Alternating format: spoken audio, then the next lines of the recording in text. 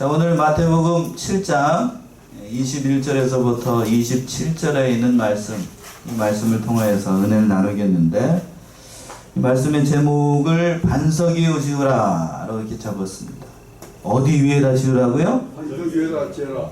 반석 위에 지으라. 이 본문의 말씀은 산상수훈 전체의 그 결론에 해당하는 그러한 말씀이에요. 그래서 예수님께서 특별히 이 본문의 말씀을 통하여서 아무리 종교적으로 화려한 업적을 남기고 많은 이적과 기사를 행했다라고 해도 그것이 아버지의 뜻대로 행한 것이 아니라고 하면 결코 그거는 하나님께서 인정하시지 않는다라고 말씀하셨는데, 아울러서 예수님께서 그 비유의 말씀을 한 가지 비유를 들어서 마태복음 5장에서부터 7장에 있는 이 말씀을 결론을 내신 겁니다. 그래서 우리 익히 잘 알고 있는 그런 비유의 말씀이죠. 바로 우리가 예배 전에도 찬송가를 불러서 찬송가에도 있는 아주 유명한 그런 본문의 말씀이기도 해요. 자, 오늘은 이 말씀을 통하여서 반석 위에 지으라, 반석 위에 지으라는 이 말씀의 제목처럼 어떻게 하는 것이 반석 위에 짓는 것인가, 이런 영적인 의미를 살펴보도록 하겠습니다. 첫 번째 뜻은 그거예요. 아버지의 뜻대로 행하는 자가 되라는 얘기입니다. 누구의 뜻대로 행하라고요? 아버지의 뜻대로 행하라는 얘기예요. 반석 위에 지으라는 얘기는. 그 말씀이 23절까지 나오는데 21절 먼저 한번 읽어보세요. 21절. 나더러 주여 주여 하는 자마다 천국에 다 들어갈 것이 아니요 뒤에까지요?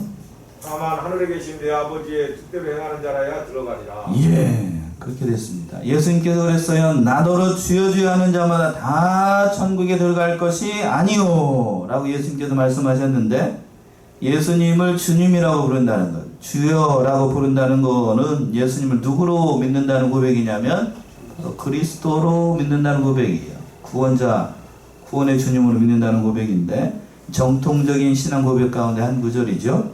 그러므로 예수님이 천국에 들어가기 위해서는 예수님을 누구로 첫 번째로 고백을 해야 되냐면 그리스도로, 주님으로 고백을 해야 된다는 사실을 말씀하고 있는 거예요. 그러나 예수님을 주님으로 또는 하나님의 아들로 그리스도라고 고백을 했다라고 해서 그 사람이 다 천국에 들어가는가? 그렇지는 않다는 얘기입니다. 그렇지는 않다는 얘기예요. 왜 그런가 하면 귀신들도 예수님을 보고 누구라고 고백을 했냐면 하나님의 아들 이렇게 고백을 했기 때문에 그래요. 귀신들도 알아요. 귀신들도 예수님의 정체를 영물이기 때문에 누구보다도 예수님이 어떠한 분인가를 정확하게 압니다. 그래서 고백을 했어요. 뭐라고 고백했을까요? 한 군데 한번 찾아봐요. 누가복음 4장 41절. 누가복음 4장 41절. 많은 구절이 있습니다만 한 군데 한번 찾아봐요. 누가복음 4장 41절. 여러 사람에게서 귀신들이 나가며 소리질러 가르되 당신은 하나님의 아들이십니다. 예수께서 꾸짖으사 저희의 말함을 허락지 아니하시니 이는 자기를 그리스도인 줄 아니라. 예, 그랬습니다. 자, 보세요. 그랬죠? 여러 사람에게서 귀신들이 나가며 소리질러 이르되 당신은 누구의 아들이래요? 하나님의 아들이니라. 귀신이 예수님의 정체를 알아보고 하나님의 아들, 하나님의 아들은 그 하반절에 있는 것은 자기를 누구라고 아는 것, 그리스도라고 아는 것, 이렇게 고백하는 것을 보고 예수님께서 책망을 하시면서 그 말을 하라고 했어요. 그렇다고 하면 귀신들이 예수님을 알아보고 그리스도라고 고백하고 또 하나님의 아들이라고 고백했다라고 해서 귀신이 구원을 받는가? 그런가요? 절대로 그렇지 않아요. 절대로 그렇지 않아요. 이 본문의 말씀 뭐냐면 누가복음 4장에 있는 이 말씀은 사람에게서 귀신이 쫓겨나면서 한 말이에요. 그러니까 막 소리를 크게 지르면서 귀신이 나가면서 당신은 하나님의 아들입니다. 그리스도입니다. 이렇게 얘기를 하는 거예요. 다 시끄럽게 하면서. 이 말씀의 뜻은 뭔가 하면 예수님의 사역을 돕기 위한 것이 아니고 어떻게 하기 위해서? 방해하기 위해서요. 방해하기 위해서. 그러니까 고백했다라고 해서 그 사람이 다 하나님의 백성이고 천국에 들어가는 건 아니라고 하는 얘기입니다. 세상 믿지 않고서 고백하는 것 많이 있을 수 있어요. 그 사람이 진심으로 고백하라는지 아니면은 입술로만 고백하라는지 누구만 아시는가? 하나님만 알아요. 우리는 판단을 할 수가 없어요. 귀신도 마찬가지예요. 귀신이 결정적으로 구원을 받지 못하는 고백은 뭔가? 예수님의 사역을 방해하기 위해서인 거고, 우리 예수님을 믿지 않고서 고백을 했기 때문이에요. 그렇다고 하면 누가 구원을 얻어도 천국에 들어가는가? 이미 답이 다 나와 있는데 그 하반절에 있는 것처럼 누구의 뜻대로 하는 자들 다만 하늘에 계신 내 아버지의 뜻대로 행하는 자라야 들어간다라는 사실입니다. 제일로 중요한 것은 아버지의 뜻대로 행하는 거예요. 아버지의 뜻대로. 다 부른다고 해서 예수님은 그리스도라고 하고 주님이라고 고백하고 그 많은 이적을 행한다고 해서 하나님께서 인정하시는 것이 아니고 아버지의 뜻대로 행하는 사람만 들어갑니다. 그렇다면 여기서 한 가지 또 하나 생각이 있죠? 아버지의 뜻이 그럼 뭐예요? 성경이 정확히 나와 있어요. 아버지의 뜻. 요한복음 6장 40절이죠. 하나님의 뜻이 뭘까? 그걸 알아야 뭐 하나님의 뜻이 뭔지 알지. 요한복음 6장 40절. 아들을 보고 믿는 자마다 영생을 얻는 이것이니 마지막 날에 내가 이를 다 살리리라 하시니라. 예. 요한복음 6장 40절에 정확히 아버지의 뜻이 뭔가 나와 있습니다. 다 같이 우리 합독합시다. 이 아버지의 뜻이 뭔가를 알아야죠. 시작. 내 아버지의 뜻은 아들을 보고 믿는 자마다 영생을 얻는 이것이니 마지막 날에 내가 이를 다시 살리리라 하시니라. 아버지의 뜻은 누구를 첫 번째 보고? 아들을 보고 그리스도를 보고 믿는 자예요. 믿는 자. 아버지 뜻이 그거예요. 아버지 뜻대로 행한다는 얘기는 예수 그리스도를 입술로만 고백하는 것이 아니라 마음으로 어떻게 하는 것? 믿고서 그래요. 맞아요. 뒤에 가서 나와요. 그 말씀이에요. 그러니까 믿는 게 첫 번째로 중요하다는 거예요. 믿어서 입술로 고백해야 됩니다. 입술로 고백해야 돼요. 그래야만 천국에 들어갈 수 있다는 얘기예요. 입술로만 고백하는 그런 고백은 하나님께서 더 잘하셔요. 그날에 다 드러나게 되지요. 22절 말씀이잖아요. 22절 보시면 그날에 많은 사람이 나더러 이르되 주여 주여 우리가 주의 이름으로 선지자 노릇하며 주의 이름으로 귀신을 쫓아내며 주의 이름으로 많은 권능을 행치 아니하였나이까 하리니. 예, 이 날은 예수님의 재림하시는 날, 심판의 날을 가리키는 겁니다. 그때에 심판의 날에 많은 사람들이 주님 앞에 나와가지고 얘기를 하는 거예요. 뭐라고 얘기하는가? 크게 세 가지죠. 첫 번째는 우리가 주의 이름으로 무슨 노릇을 했어요? 선지자 노릇을 했습니다. 쉽게 얘기하면 선지자는 오늘날에 말씀자는 교육자들을 얘기하니까 목사님들을 얘기해요. 목사님들이 제가 주님의 이름으로 이 선지자 노릇, 목사 노릇 했습니다. 그리고 또 두 번째는 누구의 이름으로 귀신을 쫓아냈대요? 주님의 이름으로 귀신을 쫓아내고 또 주의 이름으로 많은 권능을 행했습니다. 그러니까 자기가 한 업적을 가지고 결국 따져보게 되면 그 자기가 한 업적이 자기가 한 게 아니고 누구의 이름으로 한 거지? 다 하나님의 이름으로 한 것인데 그 자기가 행한 걸 가지고 하나님 앞에 자랑 삼아서 이렇게 하는 것, 마치 자기가 한 것처럼 가장을 해가지고 그것이 자신의 구원을 보증하는 것처럼 얘기를 하지만 그러나 그 많은 일들이 그 사람을 구원하는 건 아니라고 하는 겁니다. 왜? 믿지 않고서 행했기 때문에. 오늘날에도 많아요.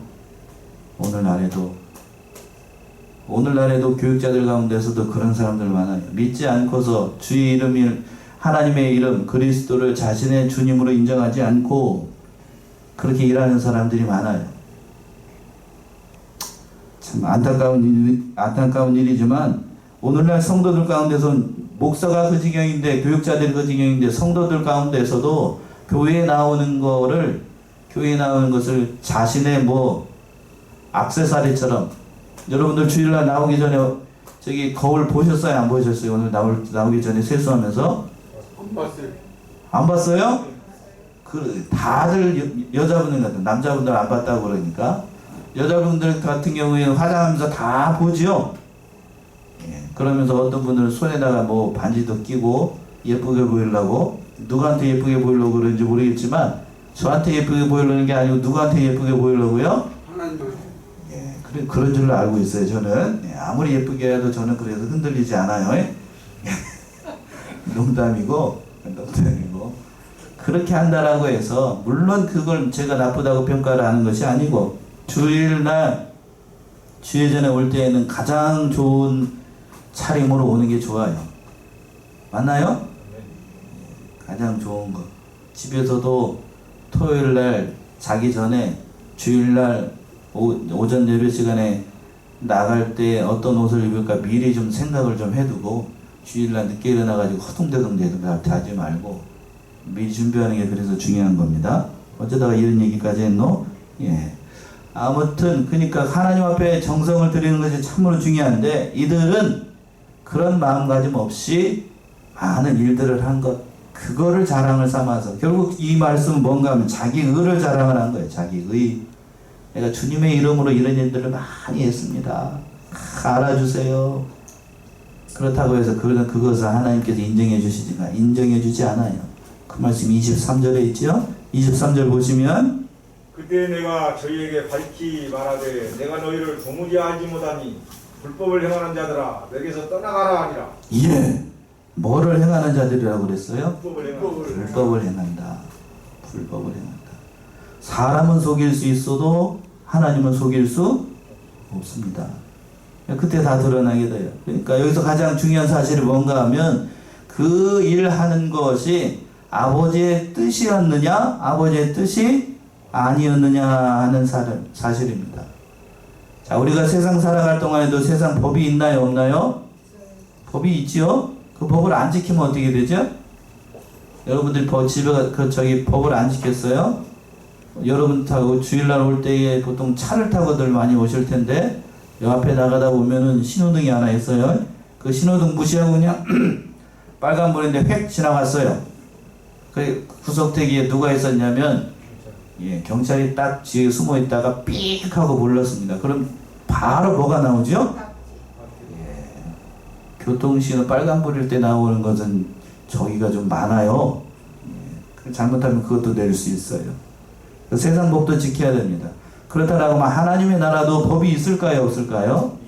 법이 있습니다. 바로 아버지의 뜻이에요. 아버지의 뜻. 그 아버지의 뜻대로 예수를 믿고서 행한 것이 아니고 단지 자신의 육신의 영광을 위해서 행한 모든 것들은 하나님께도 더 잘하십니다. 더 잘하셔요. 그러니까 그 모든 것을 하나님께 인정해 주지 않는다는 얘기입니다.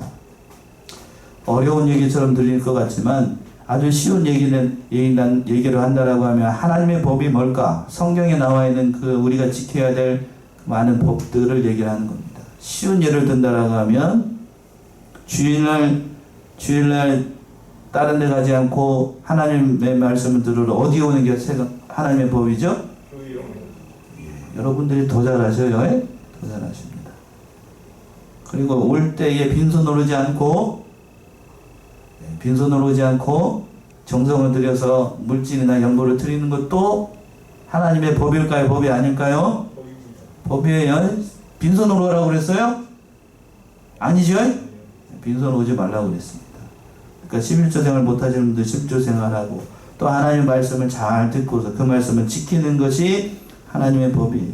그러니까 지식적으로만 성경의 말씀을 많이 안다라고 해서 또 교회를 오래 다녔다고 해서 하나님께서 인정해 주시는 것이 아니고 아버지의 뜻을 깨달아서 그 말씀대로 행하는 사람을 하나님께서 인정해 주신다는 겁니다. 그것대로 하지 않으면 23절처럼 돼요. 뭐를 행하는 자들이라고요? 불법을 행하는 자들. 불법을 행하는 자들. 그런데 왜 하나님께서 이 불법을 행하는 자들이 있는 줄을 알면서 하나님께서 그들에게 귀신을 쫓아낼 수 있는 능력도 주시고 말씀을 전하는 권세도 주시고 능력을 주셨을까? 거기에 여러분들이 물음표가 생길 거예요. 왜 그럴까요? 왜 그럴까? 하나님께서 그 사람들에게도 기회를 주는 겁니다. 능력을 안 주면 되잖아요. 아니요. 그거를 통해서도 하나님이 일하고 싶으신 겁니다. 오중이나 뭐가 없으면 사람이 없으면 그렇게 바르지 못한 사람을 통해서도 하나님은 일하고 싶으신 거예요. 그렇죠? 여러분들이 보세요. 바르지 못한 목사들이나 바르지 못한 성도들을 통해서 하나님의 일을 하십니다. 이것이 이해가 안 되면 성경에 있는 역사를 한번 보세요. 자, 다윗이나 솔로몬처럼 하나님 앞에 정직하게 행했던 왕도 있지만 그러나 다윗과 솔로몬 이후에 있었던 왕들 보게 되면 선한 왕들이 많았어요? 악한 왕들이 많았어요? 악한 왕들이 많았습니다. 하나님은 그 왕을 데리고서라도 일을 하셨나요? 안 하셨나요? 하셨어요.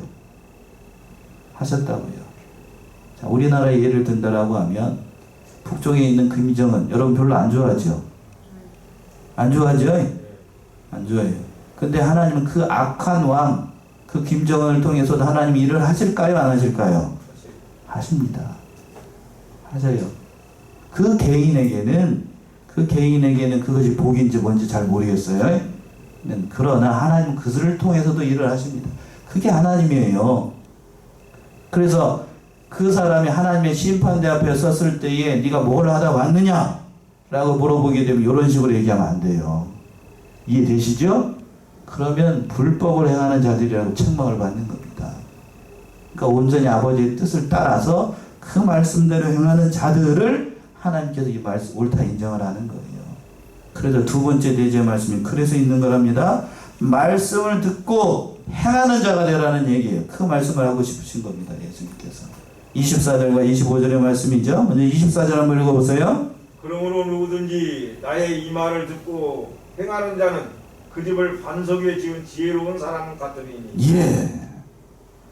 자, 그 반석을 어디에 세운 것 같다고 그랬습니까? 집을 반석 위에 세운 지혜로운 사람과 같다라고 했어요. 25절 계속 읽어보세요. 25절. 비가 내리고 창수가 나고 바람이 불어 그 집에 부딪히되 무너지지 아니하나니 이는 주초를 반석 위에 놓은 연고요. 예. 예수님께서 여기서 이제 그 뒤에까지 보게 되면 우리의 신앙생활하는 것을 집 짓는 것으로 비유를 하셨습니다.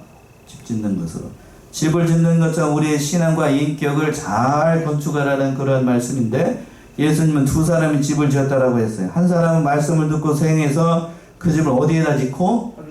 반석 위에 짓고 그런 지혜로운 사람이라고 말씀하셨습니다. 그러니까 반석 위에 지었으니까요. 주초를 반석 위에다 놓고 집을 지었으니까 비가 내리고 바람이 불어도 집이 무너지지 않습니다. 이건 초등학교 1학년도 다 아는 얘기입니다.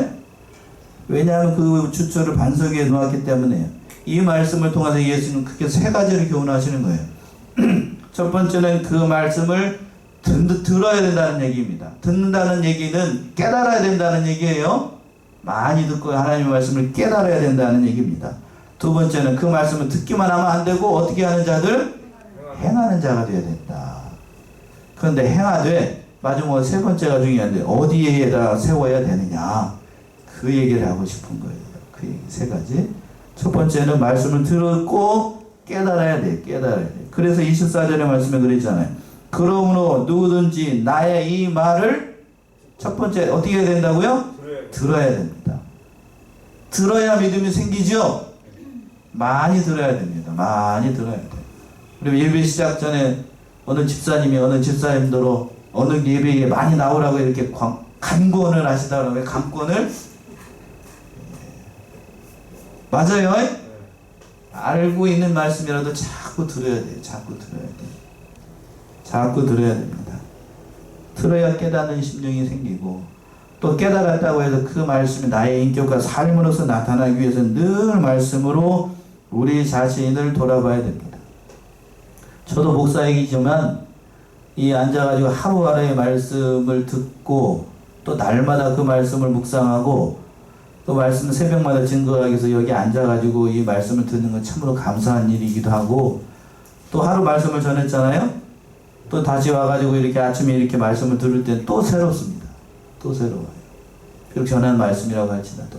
그런데 아무런 준비도 없이 그냥 일주일에 주일 오전에 한번 딸랑 와가지고 말씀 듣고 다시 한 번도 안 받다가 일주일에 다시 주일 오전 예배 시간 하루 시간 1시간 들어가지고 말씀 듣면서 말씀을 듣고 깨닫는 심령을 허락해달라 라고 하면 여간 힘든 일이 아니에요.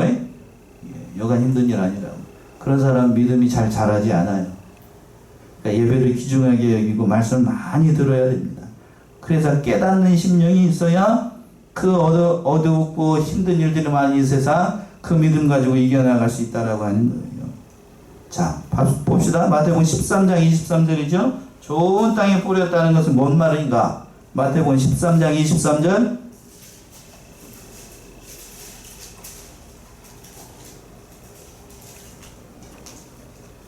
좋은 땅에 뿌렸다는 것은 말씀을 듣고 깨닫는 자니 결신하며 하여 혹 100배, 60배, 혹 30배가 되느니라 하시더라. 예, 좋은 땅에 뿌렸다는 것은 말씀을 듣고 어떻게 하는 자들? 깨닫는 자. 예, 많이 들어야 깨닫죠. 그렇죠? 많이 들어야 됩니다. 그러니까 들어야 깨달을 수 있다는 거 하는 거예요. 진리를 확실한 깨달음이 있는 사람이 아무리 어려운 일이 닥치고 그런다고 할지라도 그 어려운 일들이 이겨나갈 수 있어요. 그러나 진리를 깨닫지 못하는 사람은 행하지도 못하고 행할 수 있는 능력도 나타나지 않는다고 하는 거예요. 잠시 가다가 넘어지게 되고 결국에는 어리석은 자가 되고 큰 승패를 당하게 돼요. 그래서 깨닫고 듣는 것으로만 끝나지 말고 두 번째 얘기하는 것이 24절 하반절에 있는 것처럼 말씀대로 행하는 자가 되어야 됩니다. 그랬죠? 나의 이 말을 듣고 행하는 자는, 여기다 동그라미 하셔야 행하는 자, 하는 자, 그 집을 반석에 지은 지혜로운 사람과 같으니. 말씀에 대한 확실한 깨달음이 있으면 그 깨달은 바를 나의 인격과 삶을 통해서 나타내야 된다는 얘기입니다. 행하지 않으면 어떠한 믿음이 되는데요? 죽은 믿음이, 여러분들이 더 잘하시는 것처럼 죽은 믿음이 됩니다. 로마서에서는 어떻게 표현하는가 볼까요? 로마서 2장 13절이죠. 로마서는 참 재밌게 표현했습니다. 로마서 2장 13절 찾아보셔요. 하나님 앞에서는 율법을 듣는 자가 의인이 아니요 오직 율법을 행하는 자라야 의롭다 하심을 얻으리니. 예, 뭐라고 말씀했냐? 사도 바울이 하나님 앞에서는 율법을 어떻게 하는 자가 의인이 아니래요. 듣는 자가 의인이 아니고 가만히 앉아서 듣는 게 의인이 아니고 오직 율법을 어떻게 하는 자라야? 행하는 자라야 의롭다 하심을 얻는다. 여기서는 하나님 앞에서 그 의롭다 하심을 받는 비결이 행하는 자, 다른 말로 믿는 자예요. 믿는 자. 사도 바울이 이 얘기를 하고 싶었던 겁니다. 말씀을 듣기만 하고 믿는 바 없이 행하는 바 없이 그건 죽은 믿음이 되니까 그 말씀대로 잘 이루어나가기를 바라는 겁니다. 행하되 어디에 세워야 되는가? 25절에서 그랬죠? 어디에 세워야 된다고요? 반석 위에 세워야 돼요. 그래서 반석 위에 세우는 자는 비가 내리고 창수가 나고 바람이 불어도 그 집에 분원치지 아니한다. 주초를 어디에 세웠기 때문에? 반석 위에 세웠기 때문에.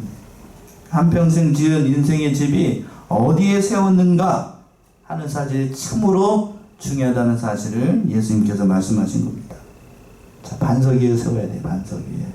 반석 위에 세우지 않으면 어떻게 되는가? 마지막 세 번째, 말씀을 듣지 않고 행하는 자는 어리석은 자가 되고 다 무너지게 된다는 거예요. 그 말씀이 26절과 27절에 있지요. 26절, 27절이요.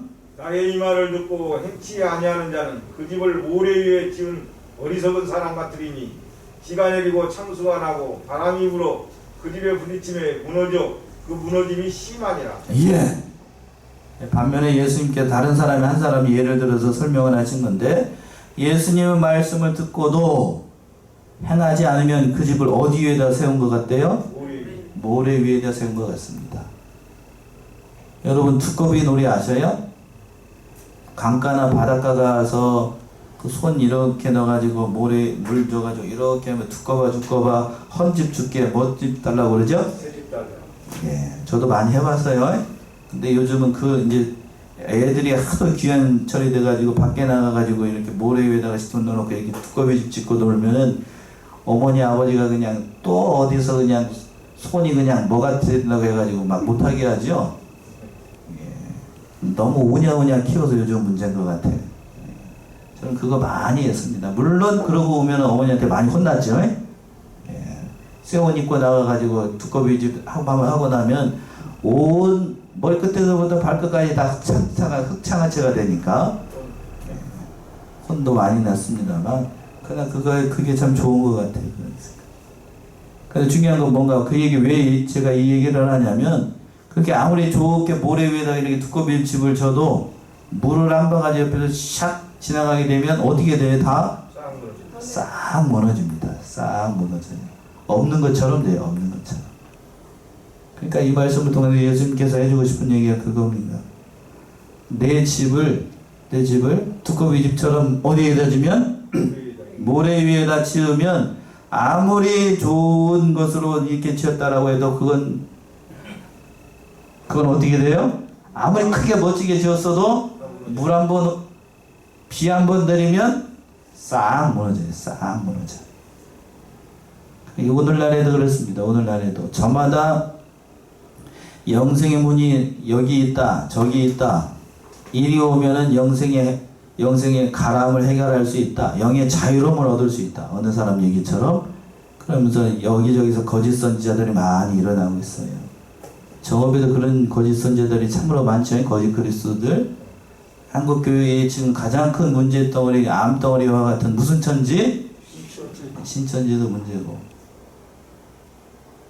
참 신천지가 참 문제였는데 하나님께서 한번 몽둥이를 한번 땅 때리셨는데 아직도 정신을 못 차리고 있는 것 같아요. 얼마 전부터 그랬어요. 저는 금요일 예배식에서 잠시 언급한 것처럼 제 이름은 또 어떻게 알고 이제 얼마 전부터 다시 또 이렇게 그 편지를 보내. 편지를 그것도 손으로 써가지고 타이프로 친 것도 아니고 손으로 써가지고 자기 신앙 간증을 해가지고 정업 어디 있죠?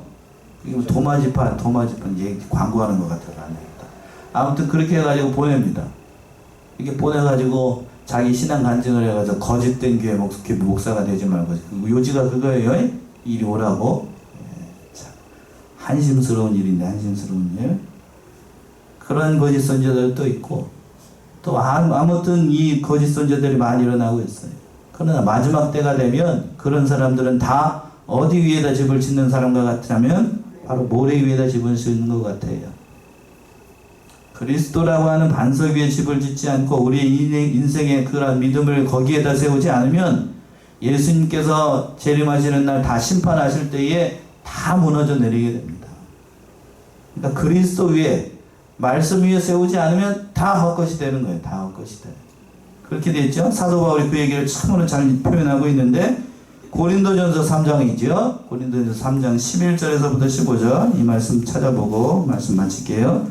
고린도전서 3장 11절에서부터 15절 이 닦아둔 것 이외에 능히 다른 터를 닦아둘 자가 없으니 이 터는 곧 예수 그리스도라. 만일 누구든지 금이나 은이나 보석이나 나무나 풀이나 집으로 이 터 위에 세우면 각각 공력이 나타날 터인데 그날이 공력을 밝히리니 이는 불로 나타내고 그 불이 각 사람의 공력이 어떠한 것을 시험할 것임이니라. 만일 누구든지 그 위에 세운 공력이 그대로 있으면 상을 받고 누구든지 공력이 불타면 해를 받으리니 그러나 자기는 구원을 얻되 불 가운데서 얻은 것 같으니라. 예. 자, 우리가 인생을 살아갈 때에 어디에다가 우리의 신앙, 우리의 믿음, 우리의 모든 것을 세워야 되는가? 사도 바울이 이렇게 얘기를 한 건데 이 닦아둔 것 외에 능히 다른 터를 닦아둘 자가 없으니 이 터는 누구라고요? 예, 그리스도, 예수 그리스도. 그 터가 뭐냐면 예수 그리스도라고 하는 거예요. 그 예수 그리스도 터 위에다가 우리의 그 믿음과 모든 것들 다 건설해야 됩니다. 다 건설해야 돼요. 다 건설해야 돼요. 이 터가 처음으로 중요한 거고 그리고 뭘로 짓는가도 중요합니다. 뭘로 짓는가? 사도 바울은 뭘로 지으라고 그랬어요? 12절에서 그랬어요. 만일 누구든지 금이나 은이나 또 뭘로? 보석이나 나무나 풀이나 집으로 이 터를 세우면 자 앞에 세 가지는 풀이 와도 이게 없어지는 건가요? 아니면 그대로 남아있는 건가요? 남아있죠. 금, 은, 보석은 남아있어요. 불이 와도. 그러나 나무, 풀, 집은 불이 일어나면 어떻게 되죠? 다 타버립니다. 다 타버려요.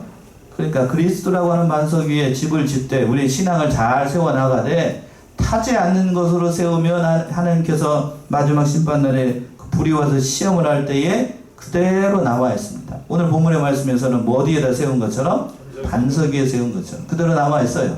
그러나 타는 걸로 세웠어요. 나무나 풀이나 집으로 만들어 놨어요. 그럼 한번 불이 일어나면 어떻게 돼요? 홀라당? 홀라당 다 타버려요. 홀라당. 그래서 남는 게 있어요? 없어요? 없어요. 오늘 말씀에서 어디에다 세운 것처럼? 모래 위에 세운 것처럼. 남는 게 아무것도 없는 겁니다. 그러니까 우리 신앙을 잘 건설해 나가라 라고 말씀했어요. 그러니까 모래 위에 세우는 자는 또 나무나 풀이나 집으로 세우는 자는 어리석은 자라는 얘기입니다. 오늘 이 말씀 어디에다가 세우라고 그랬습니다. 말씀의 제목이 반석 위에 지으라. 우리의 신앙과의 모든 인격을 이 세상 살아갈 동안에 바로 이 반석 위에 그리스도라고 하는 그 반석 위에 우리의 신앙을 말 세워야 나가야 된다. 산상수훈의 비유의 말씀을 통하여서 예수님께서 이 비유의 말씀으로 대미를 장식하고 계십니다. 그러니까 우리는 이 반석 위에 세워야 돼요. 다시 한번 높여서면서 말씀드리지만 이 반석은 누구라고요? 예수 그리스도. 오늘 세 가지를 말씀을 드렸습니다. 자, 누구의 뜻대로 행하는 것이 반석 위에 세우는 거라고요? 하나님. 아버지의 뜻대로, 하나님 아버지의 뜻대로 행하는 자가 반석 위에 세우는 거고, 두 번째는 뭔가 하면 바로 누구의 반석 위에? 그리스도의 반석 위에 세우는 겁니다. 그리스도의 반석 위에. 거기에 세우지 않고 그 말씀대로 듣고 행하지 않는 자들은 어리석은 자라라고 말씀했어요. 이 말씀을 따라서 우리가 이 말씀을 깊이 깨닫고 그리스도라고 하는 반석 위에 하나님의 뜻대로 우리의 신앙과 인격을 잘 세워나가고 하나님 앞에서 옳다 인정함을 받는 사랑하시는 우리 서원의 성도들 다 되시기 바랍니다.